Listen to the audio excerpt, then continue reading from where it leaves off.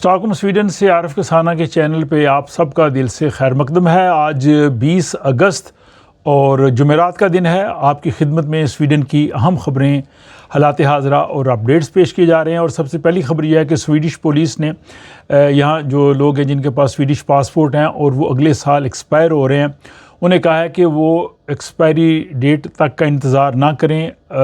Passport valid होने के बावजूद बेहतर यह है कि आप पुलिस स्टेशंस पे अपना वक्त तय करके अपना पासपोर्ट जो है वो रिन्यू करवा लें।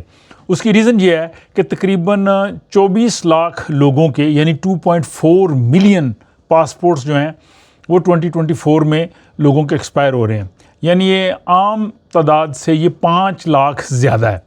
तो उनका ये कहना है कि इस वजह से लोगों को जो है वो जब उन्हें सफ़र करना होगा और उनका पासपोर्ट एक्सपायर हो रहा होगा तो हो सकता है उन्हें वक्त ना मिले, क्योंकि 2022 में जब कोरोना के बाद पीरियड था, लोगों ने अपने पासपोर्ट जो है एक्सपायर कराए। कोरोना के पीरियड में लोगों ने इतना सफ़र नहीं किया। तो जिन लोगों ने 2022 में पासपोर्ट्स लिए थे, तकरीबन 24 लाख लोग बनते हैं, उनके एक्सपायर होने का वक्त जो आ रहा है, तो उन्होंने कहा जी कि फिर ये ना हो कि आपको तवील इंतज़ार करना पड़े और अगर आपने सफ़र करना हुआ तो बहुत मुश्किल हो जाएगा, लोगों को टाइम नहीं मिल सकेगा। तो लिहाजा जिन लोगों के पासपोर्ट्स जो हैं वो अभी 2027 में एक्सपायर हो रहे हैं, बेहतर यह है कि उससे पहले ही वो पुलिस स्टेशंस पे अपना टाइम बुक करके पासपोर्ट रिन्यू करवा लें, ताकि अगर उन्हें सफ़र करना पड़े तो उन्हें दिक्कत ना हो। क्योंकि कई मुल्कों में पासपोर्ट जो है वो 6 महीने कम से कम वैलिड होना चाहिए अगर आपने सफ़र करना। और बाज़ एयरलाइंस भी जो हैं वो 6 महीने से कम पासपोर्ट हो तो आपको बोर्डिंग नहीं देती। तो पुलिस ने इस हवाले से काफ़ी मुहिम शुरू की है लोगों को इतला देने के लिए, और यही खबर आज के इस व्लॉग में शामिल की गई है आप लोगों की इतला के लिए।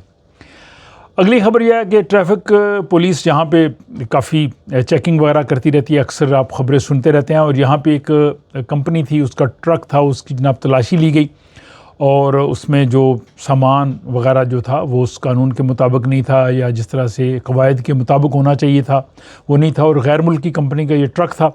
उन्हें 60,000 स्वीडिश क्रोन का जो है वो जुर्माना अदा करना पड़ा है पुलिस को। तो स्वीडन में जो रूल्स हैं और स्पेशली जो कमर्शियल गाड़ियां हैं और इससे वाबस्ता जो लोग हैं, इवन जो दीगर ममालिक से स्वीडन में आते हैं, उनको यहाँ के रूल्स को फॉलो करना ज़रूरी है, अदरवाइज़ ऐसा हो सकता है। इसके बाद जनाब स्वीडन में अब इंतखाबात में 1 महीने से कम का वक्त रह गया और मुहिम जो है वो ज़ोरों शोर से जारी है। और इसमें मैं तकरीबन हर व्लॉग में इस हवाले से बात भी करता रह रहा हूँ। बहुत जल्द इस ज़िमन में स्पेशल व्लॉग्स भी मैं आपकी खिदमत में पेश करूँगा, ख़ुसूसन आप वोट किस तरह से दे सकते हैं और वोट देने के लिए आपको किन चीज़ों को जहन में रखना ज़रूरी है, उस पर तो हम बात करेंगे ही। अब जो सेंटर पार्टी है, इसने कहा जी कि आप शर्त लगा लें कि अगली हुकूमत जो है वो राइट विंग की या तीनों पार्टीज़ की नहीं बनेगी, बल्कि जो अगली हुकूमत बनेगी उनका कहने का मतलब ये है कि ये लेफ़्ट सेंटर राइट गवर्नमेंट जो है वो बनने जा रही है।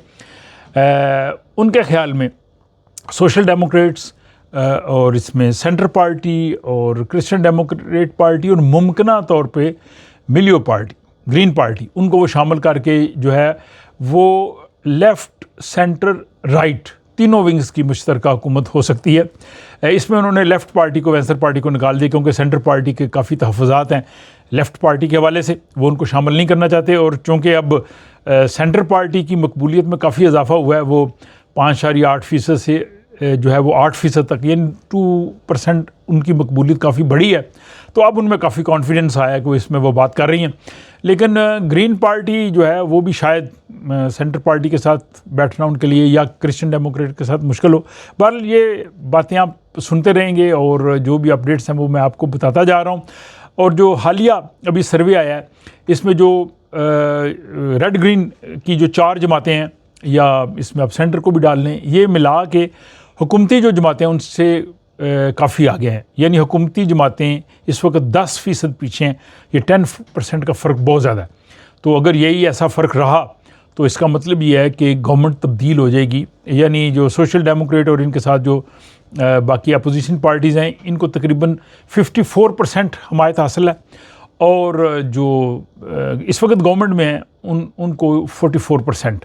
और अगर इस हिसाब से देखा जाए तो फिर स्वीडिश पार्लियामेंट रिक्सदाग में अपोजिशन इस वक्त जो है इसको 196 नशस्तें मिल जाएंगी और हुकूमती जमातों को 153। और ये जो पोल हुए हैं वो हालिया सर्वेज़ हुए हैं, उनकी बुनियाद पे आप देखते हैं कि आइंदा आने वाले दिनों में ये सूरत हाल बरकरार रहती है या नहीं।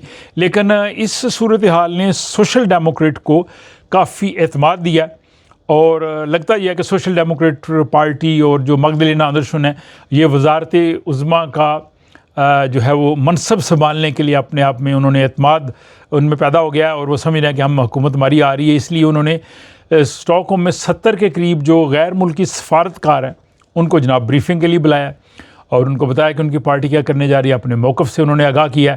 तो ये जनाब सोशल डेमोक्रेट पार्टी की एतमाद को ज़ाहिर करता है जो उन्होंने गैर मुल्की सफ़ीरों को बुला के अपने पार्टी हेडकोार्टर में इस हवाले से ब्रीफिंग दी है। बहरहाल जो है फ़ैसला वोटर्स ने करना है, आप लोगों ने करना है और अपना वोट आप ज़रूर इस्तेमाल करें।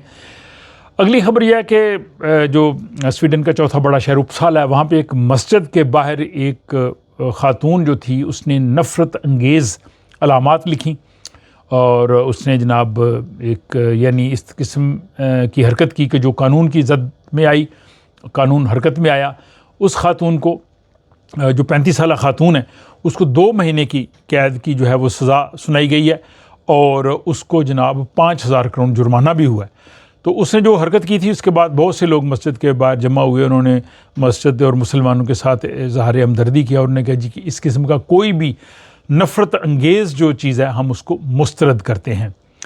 और मुस्तरद नफ़रत अंगेज़ मुहिम को यहाँ स्वीडन के ड्राइवरों ने किया। जो स्टॉकहोम की लोकल ट्रैफिक है उस पर एक इश्तार एसडी पार्टी की जानब से आया कि जिसमें जो सोमालिया से ताल्लुक़ रखने वाले लोग हैं उनसे पूछा गया कि क्या अब भी आपको मोगादिशु याद आता है, डू यू रिमेंबर मोगादिशु जो कैपिटल है सोमालिया का, तो अगर आता है तो हम आपको वापस भेज देते हैं।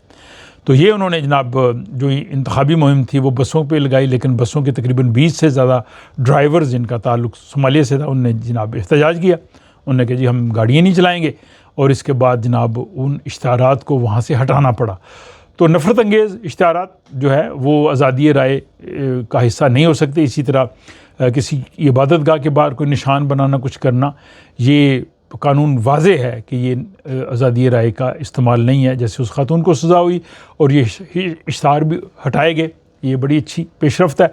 तो जनाब ये आज 20 अगस्त की ख़बरें हैं, इन पे आप हमेशा की तरह अपना तबसरा ज़रूर करें और आपकी खिदमत में मैं अगले व्लॉग के साथ हाज़िर हूँगा। तब तक के लिए मुझे इजाज़त दें, अपना ख्याल रखिए। मुलाकात होती है आपसे नेक्स्ट व्लॉग में।